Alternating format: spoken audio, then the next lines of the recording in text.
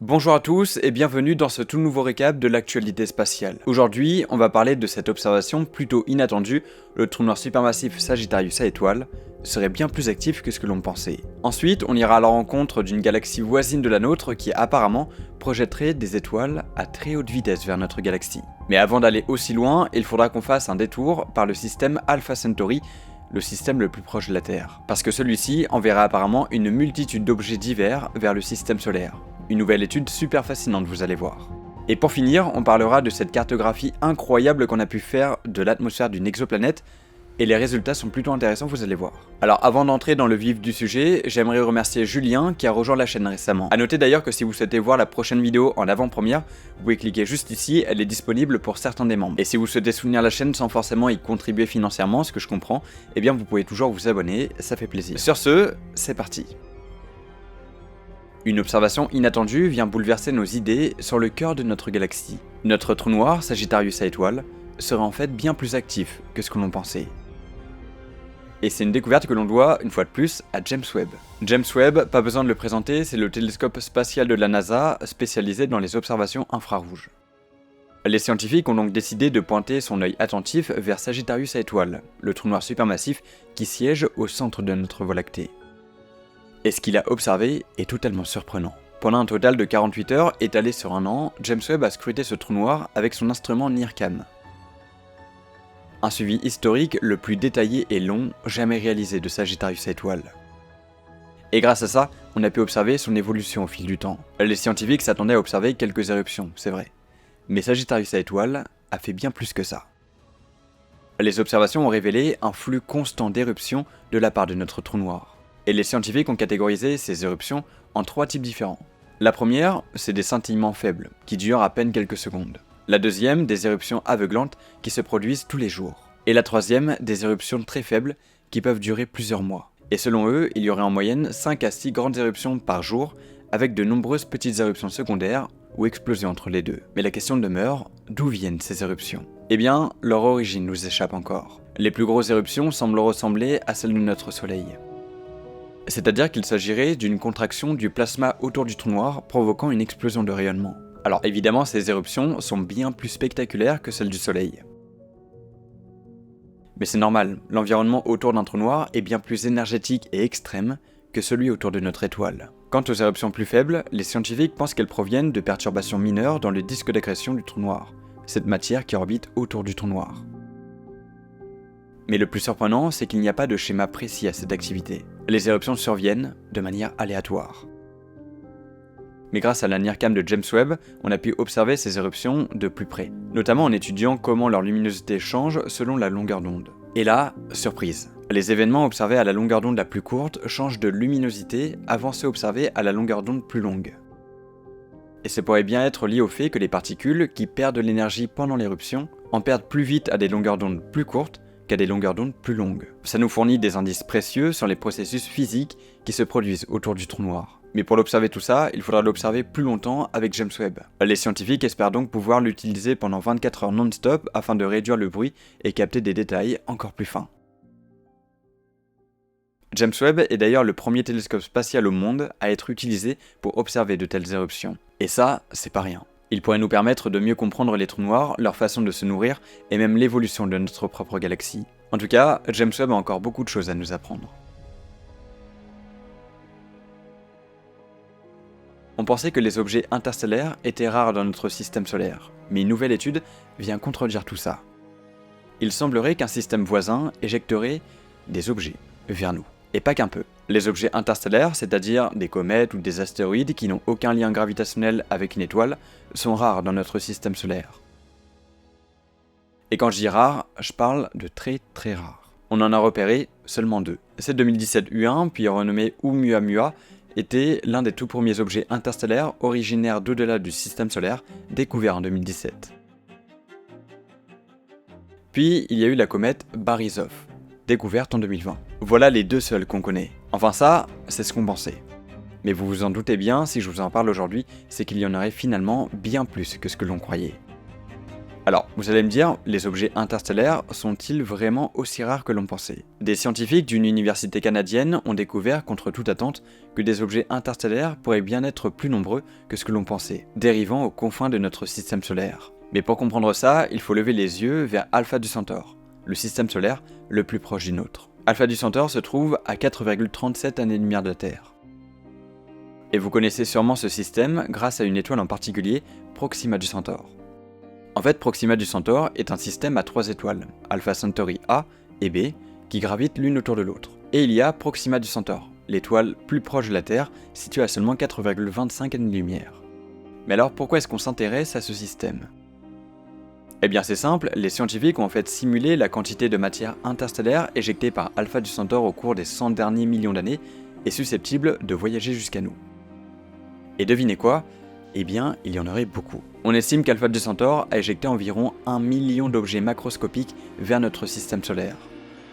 Alors attention, macroscopique, c'est pas pareil que microscopique, on parle là d'objets de plus de 100 mètres. En fait, ce système aurait probablement perdu la majorité du disque qui le constituait, mais il resterait un réservoir de comètes bien rempli, de sorte que des astéroïdes ou des comètes puissent en sortir. Et ces objets seraient désormais bloqués dans le nuage de Oort, cette immense zone entourant notre système solaire, rempli de comètes. Mais ce nuage est très loin, à environ 20 000 voire 30 000 unités astronomiques de nous. Et pour rappel, une unité astronomique, c'est la distance qui sépare la Terre du Soleil, soit environ 150 millions de kilomètres.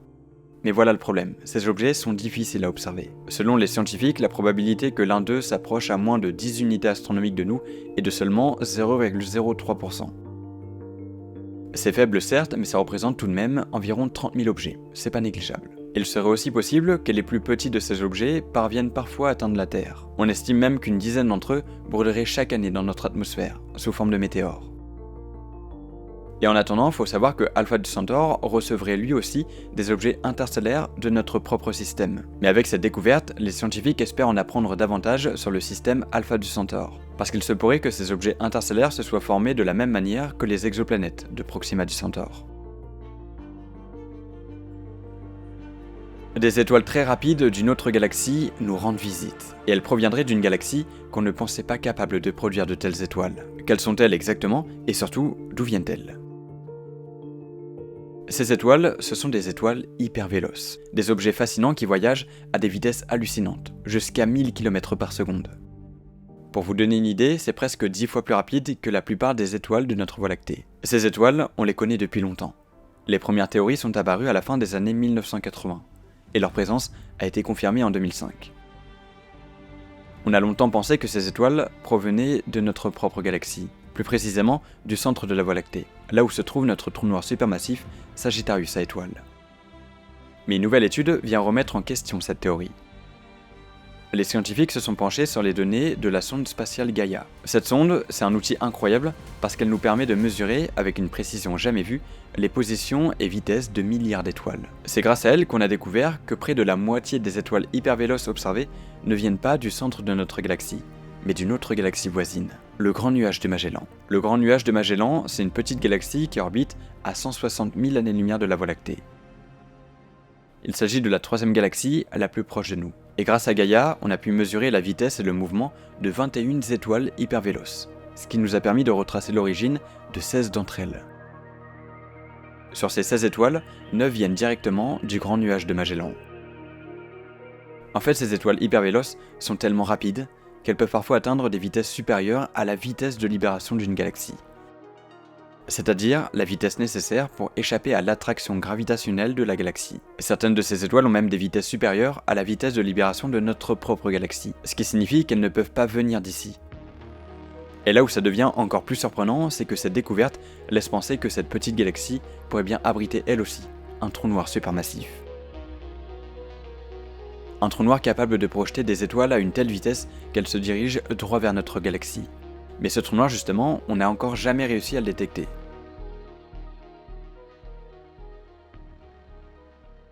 Aujourd'hui, on sait qu'il existe des trous noirs supermassifs dans toutes les grandes galaxies, de la taille de 1 million à plusieurs milliards de fois la masse du Soleil. Mais le Grand Nuage de Magellan, c'est une petite galaxie. Et habituellement, les petites galaxies n'abriteraient pas de trous noirs supermassifs. Sauf que les scientifiques estiment que son trou noir ferait près de 600 000 masses solaires. C'est déjà énorme pour une si petite galaxie. En d'autres termes, les étoiles observées semblent bien avoir été éjectées par le grand nuage de Magellan et projetées vers la Voie lactée. Mais alors attention parce que pour l'instant, tout ça ne reste que des simulations. On n'a pas encore détecté directement ce trou noir. De nouvelles observations seront donc nécessaires pour vraiment comprendre d'où viennent ces étoiles et si ce trou noir existe bel et bien. Affaire à suivre et je vous tiendrai au courant. On vient de cartographier pour la toute première fois l'atmosphère d'une exoplanète en 3 dimensions. Et croyez-moi, le climat qu'on va y observer est totalement unique. Cette exoplanète, c'est WASP 121b, également connue sous le nom de Tylos. Elle se trouve à près de 900 années-lumière de la Terre, et elle appartient à une catégorie très spéciale de planètes, les Jupiters ultra chaudes. C'est-à-dire qu'il s'agit d'une géante gazeuse comme Jupiter, mais très chaude. Et pour être chaude, Tylos l'est, croyez-moi. Elle est très proche de son étoile, tellement proche que pour elle, une année dure seulement 30 heures terrestres. C'est à peine plus d'une journée pour nous. Et comme elle est très près de son étoile, c'est l'enfer thermique. Son côté jour, constamment face à son étoile, brûle à 3000 Kelvin, soit 2726 degrés Celsius. C'est tellement chaud qu'il pourrait y pleuvoir des gouttes de fer liquide. Son autre côté, lui, est beaucoup plus froid, puisqu'il est constamment face au vide interstellaire. Cette différence de température est cruciale. Elle influe directement sur son climat et surtout sur les vents qui soufflent à la surface. Et c'est exactement ce que nous a montré la carte 3D de son atmosphère. Et là-bas, son climat est inédit. En fait, les scientifiques ont détecté des vents puissants qui se déplacent autour de cette exoplanète. Le plus impressionnant, c'est son courant G qui circule à l'équateur, à une vitesse folle de 25 km par seconde, soit près de 90 000 km/h. Un autre flux a aussi attiré l'attention des scientifiques. Il se situerait plus bas dans l'atmosphère et déplacerait le gaz du côté chaud vers le côté froid. Et ce vent transporterait même des éléments chimiques. Des métaux comme le fer seraient vaporisés sur le côté jour de la planète, à cause de sa chaleur extrême. Mais grâce à ces vents, ces mêmes métaux vont être transportés vers le côté nuit, où ils vont se condenser et tomber sous forme de pluie de métal liquide. C'est absolument incroyable. Ce phénomène n'a jamais été observé ailleurs. Et les scientifiques sont catégoriques. Même les ouragans les plus violents du système solaire semblent calmes en comparaison. Alors, comment est-ce qu'on a fait cette découverte ? Eh bien, c'est grâce au VLT, le Very Large Telescope de l'ESO, dans lequel je suis allé pour faire ce documentaire-là. On a utilisé son instrument, Espresso, pareil que j'ai vu aussi, pour combiner la lumière de ces 4 télescopes, et créer une carte 3D de l'atmosphère de cette exoplanète. Grâce à ça, les astronomes ont pu sonder 3 couches différentes de l'atmosphère en une seule fois. Un exploit qui est très difficile à réaliser avec des télescopes spatiaux.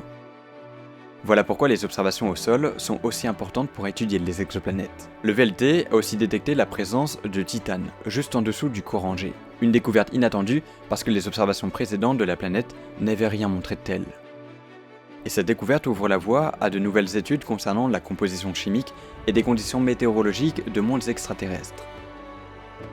Et encore une fois, c'est incroyable de voir tout ce qu'on peut découvrir dans notre univers, depuis la Terre. Si vous souhaitez découvrir la prochaine vidéo en avant-première, c'est juste ici. Sinon, je vous mets ici ma dernière vidéo sur la gravité, les retours sont fabuleux, donc merci beaucoup, j'adore lire vos commentaires. Merci aux membres qui ont rejoint la chaîne, merci à vous d'être là, c'était Sebrolos, à plus tard.